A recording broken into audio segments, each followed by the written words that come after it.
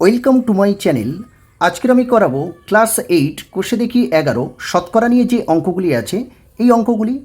দেখো, পরপর দুটো ভিডিওতে আমি এই 1 দাগ থেকে এই 12 দাগ পর্যন্ত অঙ্ক করেছিলাম। আজকের করাবো এই 13 দাগ থেকে। তো তোমরা যদি সেই ভিডিও দুটি না দেখে থাকো তাহলে নিচে ডিসক্রিপশান বক্স উপরে আই বাটনে ক্লিক করে দেখে নিতে পারো, অথবা চ্যানেলের প্লেলিস্টে গিয়ে দেখে নিতে পারো। আর ভিডিওটি স্কিপ না করে শেষ পর্যন্ত খুব মন দিয়ে দেখতে থাকো। 13 দাগের অঙ্কে কী বলা আছে দেখো, জল জমে বরফ হলে আয়তন 10% বৃদ্ধি পায়। এই বরফ গলে জল হলে আয়তনের শতকরা কত হ্রাস পাবে হিসাব করে লিখি। দেখো, জল জমে যখন বরফ হচ্ছে তখন আয়তন 10% বৃদ্ধি পাচ্ছে। তার মানে জলের আয়তন যদি 100 একক হয় তাহলে বরফের আয়তন কত হবে? 10% বৃদ্ধি পাচ্ছে, মানে 110 হবে। ঠিক আছে, এইভাবে আমরা অঙ্কটা শুরু করব। অঙ্কে বলা আছে দেখো, জল জমে বরফ হলে আয়তন 10% বৃদ্ধি পায়। তাহলে এই কথাটা আগে লিখে নেব, জল জমে বরফ হলে আয়তন 10% বৃদ্ধি পায়। দেখো, 10% বলতে কি বোঝায়? 10% মানে 100-র মধ্যে কিন্তু 10 বৃদ্ধি পাচ্ছে। ওকে, মানে জলের আয়তন যদি 100 একক হয়, 100 একক, ওকে, তাহলে বরফের আয়তন কত হবে? এই 100 প্লাস 10% বৃদ্ধি পাচ্ছে, মানে এখানে 10 যোগ করতে হবে। তার মানে বরফের আয়তন হবে 110 একক। ওকে, তাহলে দেখো, জলের আয়তন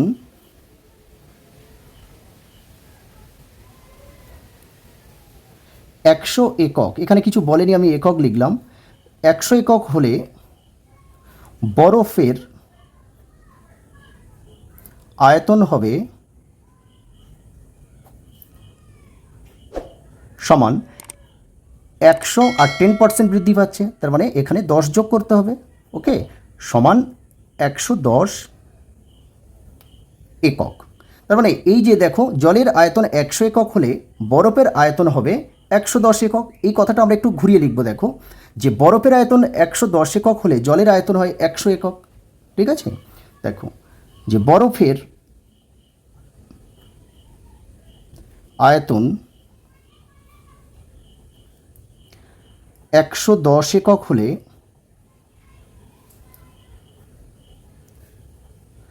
জলের আয়তন হয় 100 একক। ওকে, তার মানে বরফের আয়তন যদি 110 একক হয় তাহলে জলের আয়তন কত হবে? 100 একক হবে। এবার দেখো, বরফের আয়তন যদি 1 একক হয় তাহলে জলের আয়তন হবে কত? এই 100-র নিচে চলে আসবে 110 একক। এবার দেখো, আমাদের জানতে চেয়েছে তাহলে জলের আয়তন শতকরা কতটা হ্রাস পাবে সেটা হিসাব করে লিখতে বলেছে। শতকরা বলেছে মানে 100 আসবে। তাহলে জলের দেখো, বরফের আয়তন যদি 100 একক হয় তাহলে জলের আয়তন কত হবে? এই 100 ইন্টু এই 100টা এখানে চলে আসবে, আর নিচে 110 আছে। দেখো, এই শূন্য আর এই শূন্য কেটে দিলাম, তাহলে আমরা কত পাবো? দেখো, এখানে 100 আছে আর এখানে 10 আছে, তাহলে 100 আর 10 গুণ করলে 1000 হবে। তাহলে 1000, আর নিচে দেখো 11 আছে, তাহলে 1000-এর 11 একক। ওকে, কিন্তু আমাদের উত্তর জানতে চেয়েছে দেখো, যে বরফ গলে জল হলে আয়তন শতকরা কত হ্রাস পাবে হিসাব করে লিখি। তাহলে আমরা উত্তরটা এইভাবে লিখব। দেখো, যে অতএব বরফ গলে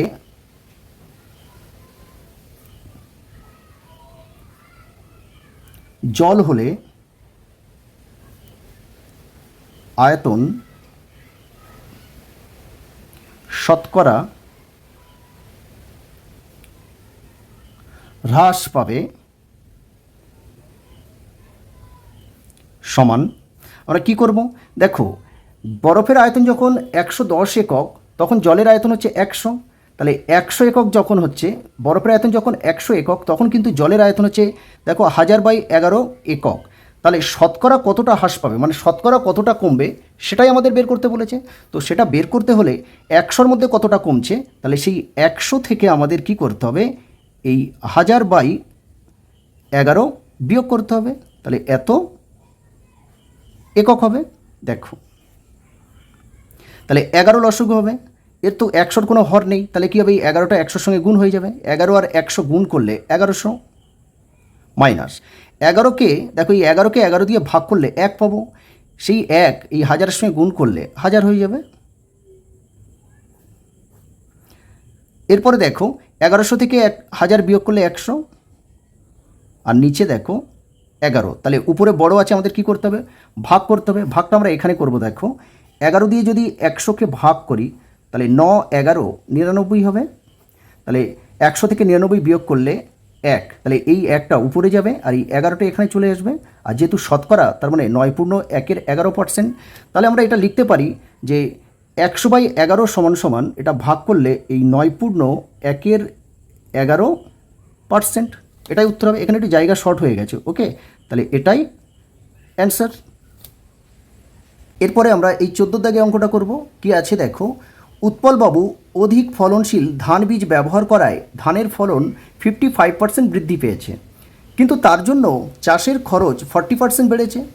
আগে উৎপলবাবু তার জমিতে 1200 টাকা খরচ করে 3000 টাকার ফলন পেতেন, এখন জমিতে অধিক ফলনশীল ধান বীজ ব্যবহার করায় তার আয় কত পরিমাণ বাড়বে না কমবে, হিসাব করে লিখি।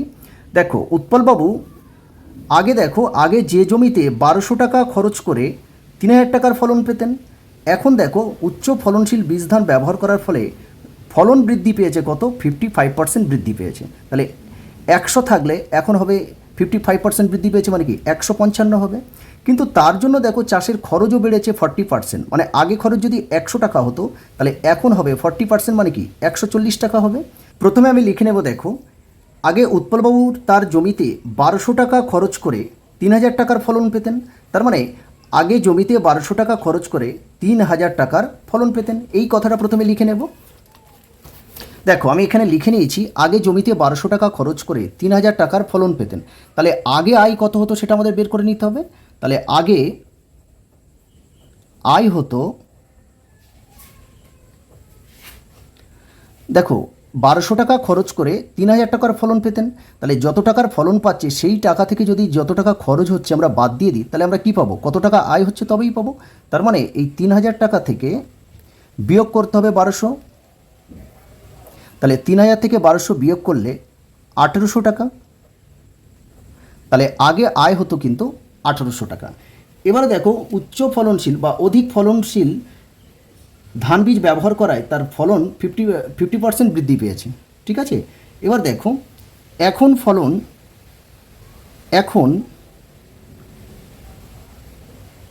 ফলন বৃদ্ধি পেয়েছে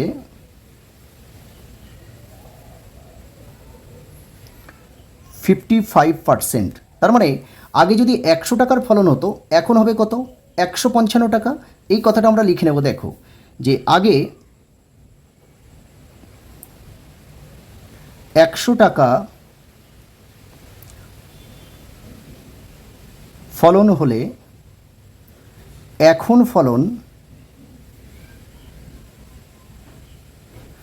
দেখো 100 আর এই 55% বৃদ্ধি পাচ্ছে, তাহলে 55, তাহলে দুটো যোগ করলে দেখো 155 টাকা। তাহলে আগে 100 টাকার ফলন হলে এখন ফলন হবে কত, 55% ফলন বেড়েছে, তাহলে এখন হবে 155 টাকা, ওকে। তাহলে দেখো আগে যদি 1 টাকার ফলন হলে এখন ফলন কত হবে, এই 155-র নিচে চলে আসবে 100 টাকা। এবার দেখো আগে ফলন হতো কত, 3000 টাকার ফলন হতো, তাহলে আগে যদি 3000 টাকার ফলন হতো তাহলে এখন কত বাড়বে সেটা আমাদের বের করে নিতে হবে। দেখো 3000 টাকার ফলন হলে এখন ফলন, তাহলে 155 এর সঙ্গে 3000 গুণ করে নিচে 100 চলে আসবে। এবার দেখো আমরা একটু কাটাকাটি করে নেব। দেখো এই শূন্য আর এই শূন্য কাটলাম, আবার নিচে একটা শূন্য উপরে একটা শূন্য কেটে দিলাম, তাহলে এখানে আছে কি কি দেখো 155 আর এখানে 30 আছে। তো যদি আমরা গুণ করি, দেখো 3 দিয়ে 155 গুণ করছি, 3 5 15-র 5, হাতে 1, 3 5 15 আর হাতে 1 16, 16 6, আবার হাতে 1, 3 1 3, 3 আর 1 4, আর এই যে শূন্যটা এখানে বসিয়ে দেবো, তাহলে 4650 টাকার ফলন হচ্ছে, ঠিক আছে। তাহলে আগে যে ফলনটা 3000 টাকা পাওয়া যেত, যখন ফলন বৃদ্ধি পেয়েছে 55%, সেই 3,000 টাকাটা বেড়ে দেখো কত হচ্ছে, 4,650 টাকা হচ্ছে। ওকে, অঙ্কে আবার কি বলা আছে দেখো, যখন 55% বৃদ্ধি পাচ্ছে ফলন, তখন কিন্তু তার জন্য খরচ বাড়ছে কিন্তু 40%। ওকে, তাহলে দেখো এখন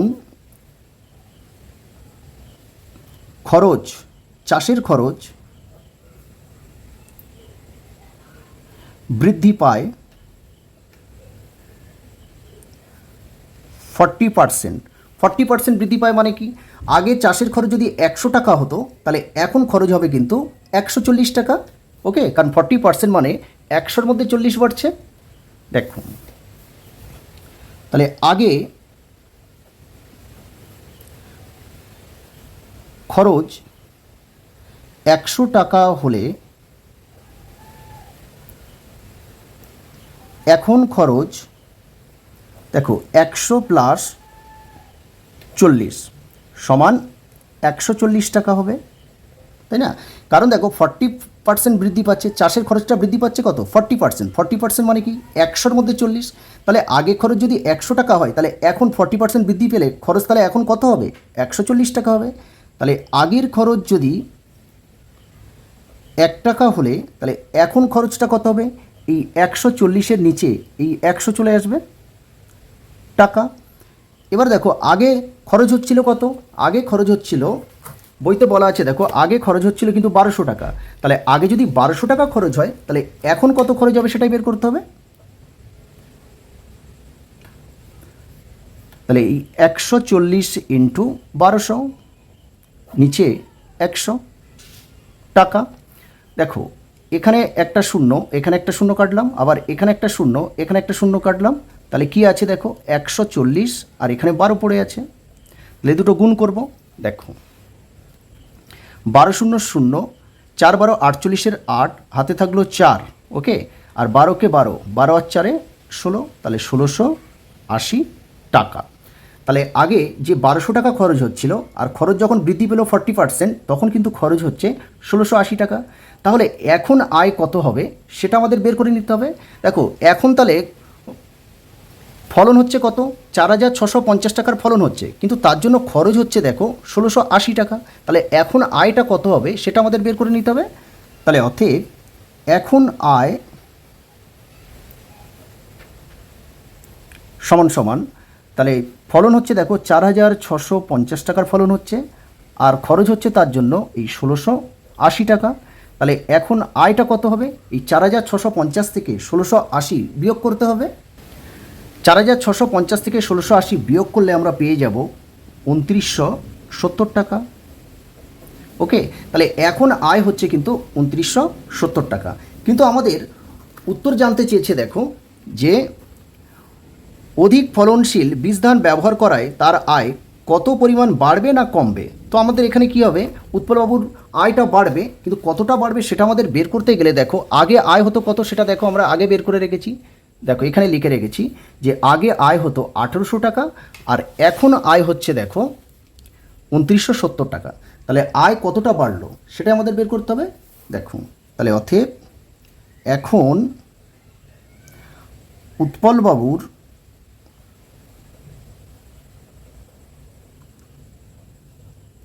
আয় বাড়বে সমান, তাহলে 2970, এখন আয় হচ্ছে 2970, তাহলে 2970 থেকে আমরা বিয়োগ করব আগে যে আয় হচ্ছিল, আগে কত 1800 টাকা আয় হচ্ছিল,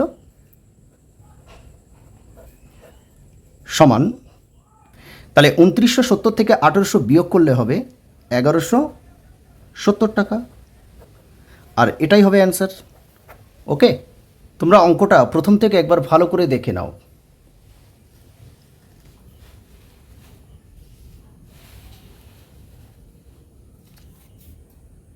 এরপরে আমরা এই 15 দাগে অঙ্কটা করব। কি আছে দেখো, একটি বিধানসভা কেন্দ্রের ভোটারদের 80% ভোট দিয়েছে এবং বিজয় প্রার্থী প্রদত্ত ভোটের 65% ভোট পেয়ে নির্বাচিত হয়েছেন।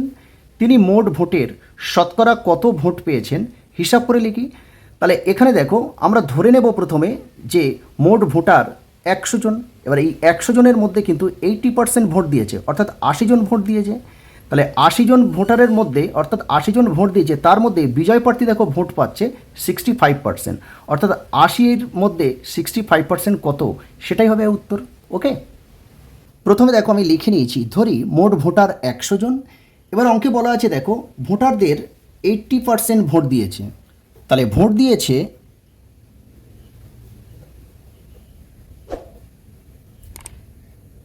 80%, তার মানে মোট ভোটার কিন্তু 100 জন, ঠিক আছে, তার মধ্যে 80% ভোট দিচ্ছে, তাহলে 80% মানে 100-র মধ্যে 80% মানে কত, সেটা আমাদের বের করে নেব। তার মানে এই 100 এর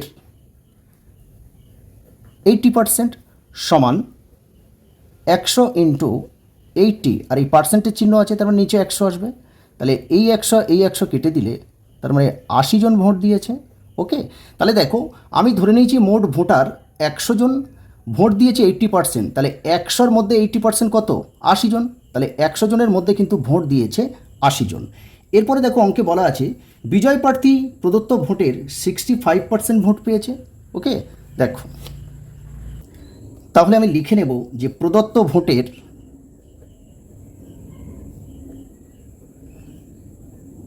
প্রদত্ত ভোটের 65% ভোট পেয়েছে বিজয়ী প্রার্থী।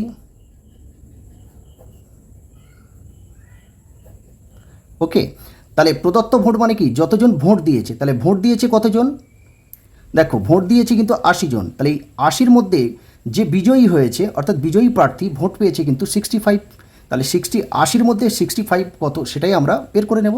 তাহলে দেখো, তাহলে অতএব বিজয়ী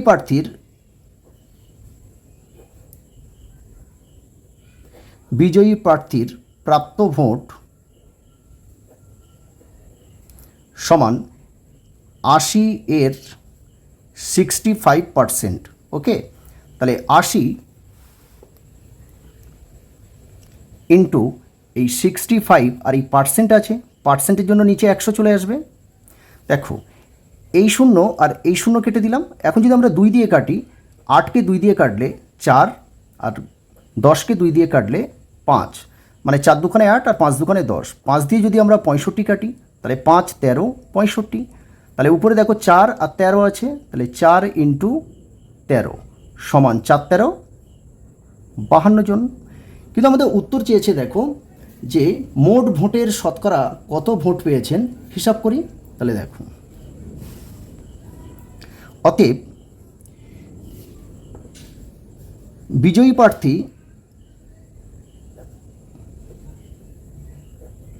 মোট ভোটের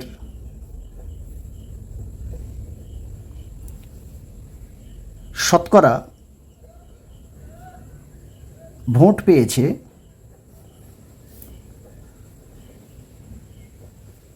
সমান এই 52, অর্থাৎ 100-র মধ্যে তো দেখো আমাদের টোটাল ভোট হচ্ছিল কত, দেখো ভোটার সংখ্যা আমাদের কিন্তু 100 ধরে নিয়েছিলাম। ওকে, তাহলে বিজয়ী প্রার্থী ভোট পেয়েছে কত, 52, তাহলে এখানে বিজয়ী প্রার্থী মোট ভোটের শতকরা ভোট পেয়েছে এই 52%, আর এটাই হবে অ্যান্সার। ওকে, দেখো তোমরা অঙ্কটা প্রথম থেকে একবার খুব ভালো করে দেখে নাও।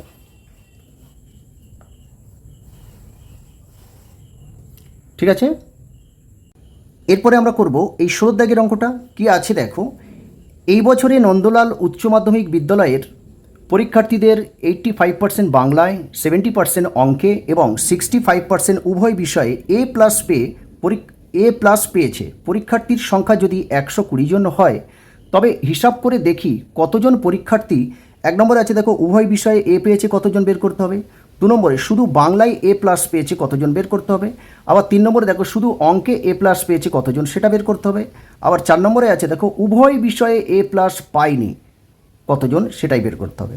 ওকে, অঙ্কে বলা আছে দেখো মোট পরীক্ষার্থীর সংখ্যা কত, 120 জন।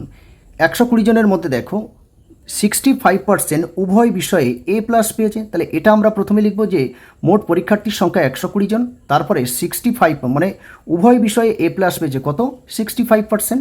দেখো তো আমি এখানে দেখো লিখে নিয়েছি মোট পরীক্ষার্থীর সংখ্যা 120 জন আর উভয় বিষয়ে এ প্লাস পেয়েছে 65%।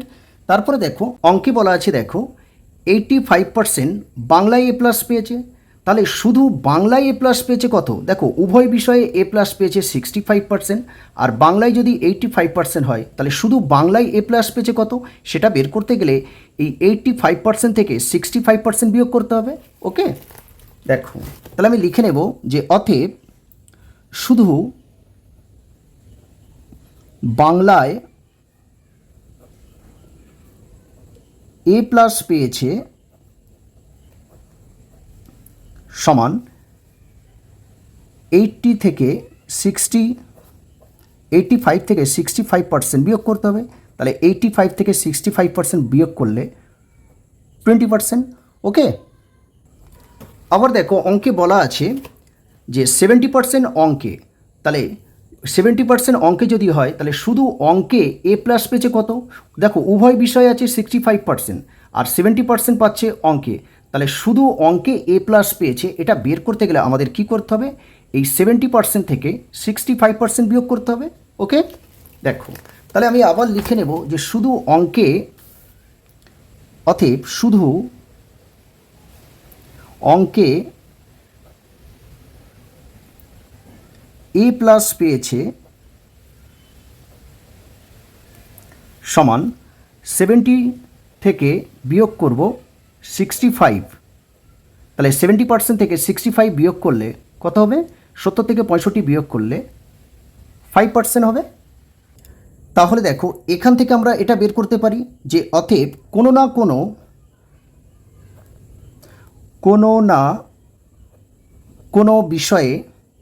কোনো একটি বিষয়ে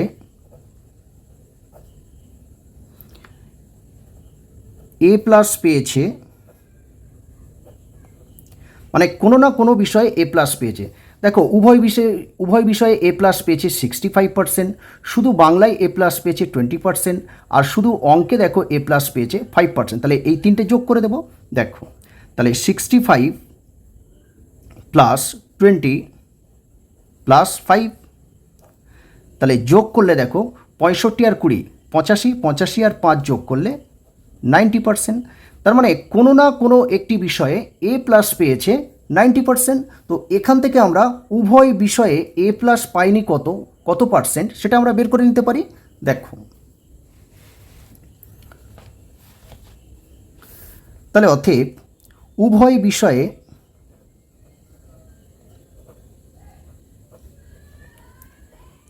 এ প্লাস পাইনি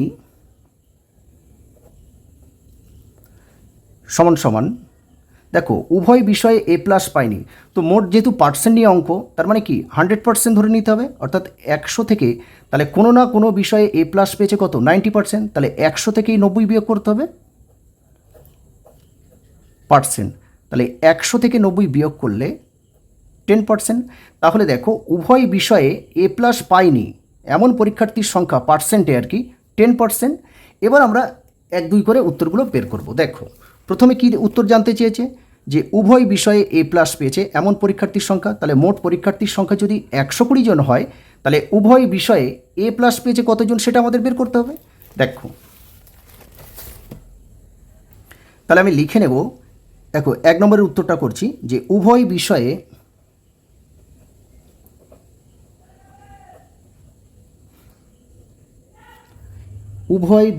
এ প্লাস পেয়েছে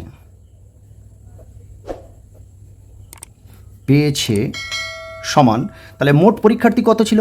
120 জন, তাহলে 120 এর, দেখো উভয় বিষয়ে এ প্লাস পেয়েছে কত আমরা বের করে রেখেছি, দেখো এখানে আমরা বের করে রেখেছি, কিন্তু দেখো উভয় বিষয়ে এ প্লাস পেয়েছে 65%, তাহলে 120 এর 65 আমাদের বের করতে হবে 65%। ওকে, তাহলে এটা বের করলে দেখো 120 ইন্টু 65, আর এই পার্সেন্টের জন্য কি আসবে? নিচে 100 চলে আসবে। দেখো উপরে একটা শূন্য আর এই নিচে একটা শূন্য কেটে দিলাম। তো আমরা যদি এবারে 5 দিয়ে কাটি, দেখো 65কে 5 দিয়ে কাটলে 5 13 65, আর 5 দিয়ে যদি 10কে কাটি তাহলে 5 দুগুণে 10, এই 2 দিয়ে যদি আমরা 12কে কাটি তাহলে 6 দুগুণে 72। দেখো তাহলে 6 আর 13 আছে, তাহলে 6 13 কত? 78, তাহলে 78 জন। তাহলে একের উত্তরটা আমরা পেয়ে গেলাম, এটা একটা অ্যান্সার যে উভয় বিষয়ে এ প্লাস পেয়েছে 78 জন। ওকে, এরপরে দেখো 2 নম্বরে কি জানতে চেয়েছে? 2 নম্বরে আমাদের কাছে জানতে চেয়েছে, দেখো শুধু বাংলায় এ প্লাস পেয়েছে এমন পরীক্ষার্থীর সংখ্যা। তাহলে আমরা আবার লিখে নেব, দেখো যে 2 নম্বরে এটা, যে শুধু বাংলায় এ প্লাস পেয়েছে, শুধু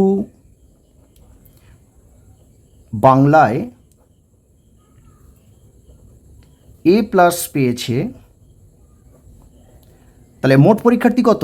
120 জন কিন্তু। তাহলে 120 এর, তাহলে শুধু বাংলায় এ প্লাস পেয়েছে কত পার্সেন্ট আমরা বের করে রেখেছি, দেখো শুধু বাংলায় এ প্লাস পেয়েছে, দেখো আমরা 20% বের করে রেখেছি। তাহলে 120-র মধ্যে 20% কত হচ্ছে, দেখো তোমরা এগুলো কিন্তু ঐকিক নিয়মে করতে পারো, যে 100-র মধ্যে 20 জন শুধু বাংলায় এ প্লাস পেয়েছে, একের মধ্যে কত আর 120-র মধ্যে কত, এইভাবেও বের করতে পারো। ওকে, তাহলে 120 এর মানে গুণ আর 20%, তাহলে পার্সেন্টের জন্য কী হবে, নিচে 100 আসবে। তাহলে এই শূন্য আর এই শূন্য কেটে দিলাম, উপরে আরও একটা শূন্য আছে, নিচে আর একটা শূন্য আছে, কেটে দিলাম। তাহলে এখানে কি আছে, এই 12 আছে আর এখানে 2 পড়ে আছে, তাহলে 12 দুখানে 24 জন। তাহলে এটা হচ্ছে আরেকটা অ্যান্সার, 2 নম্বরের অ্যান্সার। ওকে, 3 নম্বরে দেখো আমাদের কাছে জানতে চেয়েছে শুধু অঙ্কে এ প্লাস পেয়েছে কতজন, সেটাই বের করতে হবে। দেখো তাহলে এটা হচ্ছে 3 নম্বর। তাহলে শুধু অঙ্কে এ প্লাস পেয়েছে সমান, দেখো মোট পরীক্ষার্থীর সংখ্যা ছিল কিন্তু 120, তাহলে 120 এর মধ্যে কতজন, দেখো আমরা বের করে রেখেছি কত পার্সেন্ট, দেখো এখানে আমরা বের করে রেখেছি যে শুধু অঙ্কে এ প্লাস পেয়েছে 5%, অর্থাৎ 120-র মধ্যে 5% কতজন, সেটাই হবে শুধু বাংলায় এ প্লাস পেয়েছে, তাহলে 5%। দেখো তাহলে 120 ইন্টু 5, আর পার্সেন্টের জন্য নিচে 100 চলে আসবে। তাহলে এই শূন্য আর এই শূন্য কেটে দিলাম। আমরা যদি 5 দিয়ে 10কে কাটি, তাহলে 5 দুখানে 10, আর এই 2 দিয়ে যদি 12কে কাটি, তাহলে 6 দুখানে 12 হবে। তাহলে এখানে দেখো শুধু 6 আছে, তাহলে 6 জন। তাহলে এটা হচ্ছে 3 নম্বর অ্যান্সার। 4 নম্বরে দেখো আমাদের কাছে কি জানতে চেয়েছে, 4 নম্বরে জানতে চেয়েছে উভয় বিষয়ে এ প্লাস পাইনি, তাহলে উভয় বিষয়ে এ প্লাস পাইনি এমন পরীক্ষার্থীর সংখ্যা আমাদের বের করতে হবে। দেখো তাহলে দেখো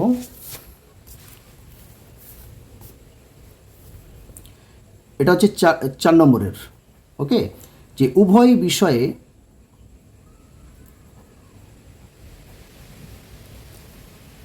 এ প্লাস পাইনি, তাহলে উভয় বিষয়ে এ প্লাস পাইনি এমন পরীক্ষার্থীর সংখ্যা। তাহলে মোট পরীক্ষার্থী কিন্তু ছিল 120, তাহলে 120 এর, আর দেখো আমরা বের করে রেখেছি যে উভয় বিষয়ে এ প্লাস পাইনি এমন পরীক্ষার্থী, দেখো পার্সেন্টে আমরা বের করে রেখেছি 10%। ওকে, তাহলে 120-র 10% কত হবে সেটা আমাদের বের করতে হবে। দেখো 120 এর 10%। ওকে, তাহলে 120 ইন্টু 10%, পার্সেন্ট মানে কি 10-এর নিচে এই 100 চলে আসবে। দেখো আমরা এই উপরে একটা শূন্য কাটলাম, নিচে একটা শূন্য কেটে দিলাম, আবার এই উপরে আরও একটা শূন্য আছে, নিচে আর একটা আছে, তাহলে সমান এখানে শুধু দেখো 12 আছে, তাহলে আমি এখানে লিখে দেবো 12 জন। তাহলে এটাই হবে 4 নম্বরের অ্যান্সার। তাহলে অঙ্কটা দেখো কমপ্লিট হয়ে গেল। ওকে, তোমরা দেখো আমি এখানে দেখো উভয় বিষয়ে এ প্লাস পাইনি 120 এর 10%, তোমরা কিন্তু এটা ঐকিক নিয়মে করতে পারো, যে 10% মানে কি 100-র মধ্যে উভয় বিষয়ে এ প্লাস পাইনি 100-র মধ্যে 10 জন, তাহলে 1-এর মধ্যে কত আর 120 জনের মধ্যে কত, এরকম ঐকিক নিয়মে করলে কী হবে, অঙ্কটা আরও বড় হয়ে যাবে। ঠিক আছে, এই জন্য আমি এই নিয়মে করলাম। ওকে, দেখো অঙ্কটা তোমরা প্রথম থেকে একটু শেষ পর্যন্ত খুব ভালো করে দেখে নাও।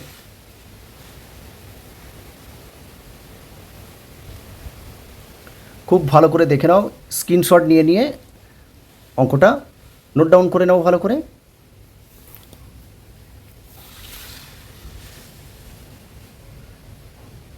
ওকে, আজকের ভিডিও এই পর্যন্ত। ভিডিওটি লাইক, শেয়ার ও কমেন্ট করো। দেখো আজকের আমি অঙ্ক করলাম এই 16 দাগ পর্যন্ত, পরের দিন আমরা অঙ্ক করব এই 17 দাগ থেকে। তো তোমরা সেই সমস্ত ভিডিও পাওয়ার জন্য চ্যানেলটিকে সাবস্ক্রাইব করে পাশে থাকা বেল আইকনটি প্রেস করে দিও, যাতে নতুন ভিডিও আপলোড করলে তার নোটিফিকেশান পাওয়ার জন্য। আর ভিডিওটি শেষ পর্যন্ত দেখার জন্য অসংখ্য ধন্যবাদ।